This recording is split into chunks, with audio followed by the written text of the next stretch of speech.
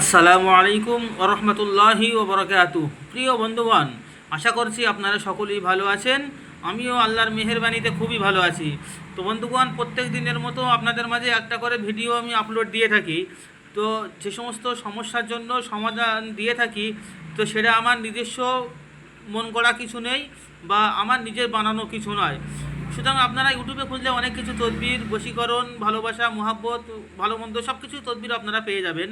কিন্তু আমার এটা স্পষ্ট ভাষায় আপনারা দেখতে পাচ্ছেন যে সম্পূর্ণ বইতে বাংলা ভাষায় লেখা রয়েছে। এই বাংলা ভাষাটা নিশ্চয়ই আপনাদের পড়তে কোনো অসুবিধা নেই। তো বাংলা ভাষা আপনাদের পড়তে কোনো অসুবিধা হবে না ইনশাল্লাহ। তবুও আমি আপনাদেরকে একবার বোঝানোর জন্য বলে দিচ্ছি। আপনারা দেখুন, এখানে স্পষ্ট ভাষায় লেখা রয়েছে দুশ্মন দফের তদবির। অর্থাৎ কেউ যদি আপনার সঙ্গে শত্রুতা করে থাকে, দুশ্মনী করে থাকে, আপনার সঙ্গে বেইমানি করতেই থাকে, সেক্ষেত্রে তার হাত থেকে বাঁচার উপায় কী, সে উপায় মানে বাঁচার উপায় যেভাবে কাজ করলে আপনারা বাঁচতে পারবেন বা বাঁচাটা আপনাদের পক্ষে সহজ হবে, সে বিষয়টাই এখানে বইতে লেখা রয়েছে। আপনারা দেখতে পাচ্ছেন যে নিম্নোক্ত দোয়া বুধবার হইতে আরম্ভ করিয়া 3 দিন পর্যন্ত প্রত্যেক ফজরের সুন্নাতের পর ফজরের পূর্বে 100 বার করিয়া পাঠ করিবে।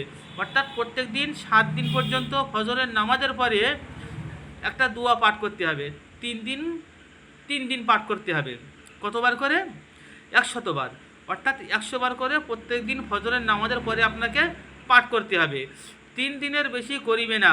এখানে বলছে 3 দিনের বেশি করিবে না, অর্থাৎ 3 দিন পর্যন্ত আপনাকে আমলটুকু করতে হবে। কোন সময়? বুধবার ফজরের নামাজের পর আপনার এই আমলটা করতে হবে। কারণ 7 দিন পর্যন্ত করিলে দুশ্মন একেবারে বিনাশ হইয়া যাইবে। অর্থাৎ এই আমলটুকু যদি আপনি পরস্পর 7 দিন করতে থাকেন, তাহলে সেক্ষেত্রে দুশ্মন কিন্তু একেবারেই নিপাত হয়ে যাবে, অর্থাৎ সে ইন্তেকাল বরণ করবে। অর্থাৎ আপনারা এরকম একটা কঠিন সিদ্ধান্ত নেবেন না। 3 দিন করলে আপনার উপকারটা এসে গেলে অতটুকুন যথেষ্ট। সুতরাং 7 দিন করার কোনো প্রয়োজন নেই। আর একজন মানুষকে আপনাকে দুনিয়া থেকে সরিয়ে দেওয়ার পারমিশন কিন্তু কেউ দেয়নি। সুতরাং আপনি 7 দিন কোনো দিনই করবেন না, ভুল করেও করবেন না, এবং লেখক আপনাকে সে পারমিশনটুকুও দেননি। সুতরাং আপনার 7 দিন করার কোনো প্রয়োজন নেই।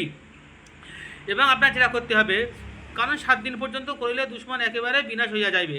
অর্থাৎ আপনি 7 দিন করছেন না, আচ্ছা, ওই 7 দিন রোজা রাখিবে।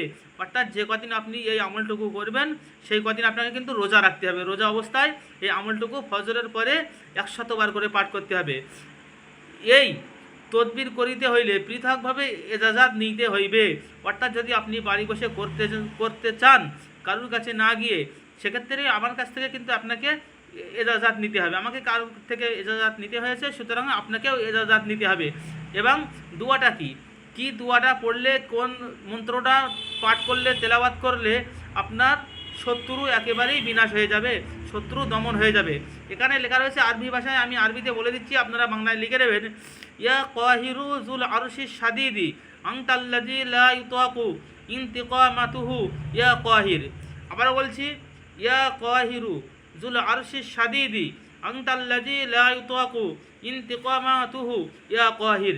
এই দোয়াটা আপনাকে তসবি দ্বারা নিয়ে বসতে হবে ফজরের নামাজের পরে।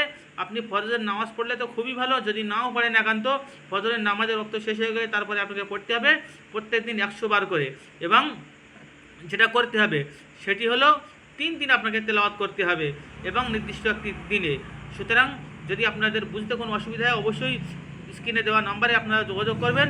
ইনশাআল্লাহ আপনার শত্রু যত কঠিন ধরনের শত্রু হোক না কেন, আল্লাহ পাকের ইচ্ছায়, আল্লাহ যদি দয়া হয়, ইনশাআল্লাহ দেখবেন শত্রু বিনাশ হয়ে যাবে। শত্রু মুহূর্তের মধ্যে, 3 দিনের ভিতরে যদি না হয়, তখন আপনি আমাকে বলবেন যে আমি করেছিলাম, আপনার ভিডিও দেখে কাজ করেছি কিন্তু কাজ হয়নি, সে দায়িত্ব আমার, ফ্রিতে আপনাকে কাজ করে দেবো, কোনো চিন্তা নেই, কোনো টেনশন নেই। সুতরাং আপনাকে এই কাজটুকু, এই আমলটুকু সুন্দরভাবে করতে হবে। আপনি নির্জন নিবাসে বসে ফজরের নামাজের পরে ইনশাআল্লাহ তদবিরটুকু করতে থাকুন। দেখবেন আপনার শত্রু আপনার বন্ধু বেনে যাবে, না হলে একেবারেই সে আপনার চক্ষু থেকে আড়াল হয়ে যাবে। আপনার সঙ্গে কোনোদিন আর শত্রুতা করতে আসবে না, এটা গ্যারান্টি দিয়ে বললাম। ইনশাআল্লাহ যে কোনো অসুবিধা হয় আপনারা স্ক্রিনে দেওয়া নাম্বারে যোগাযোগ করবেন অবশ্যই। আসসালামু আলাইকুম ওয়া রাহমাতুল্লাহি ওয়া বারাকাতুহু।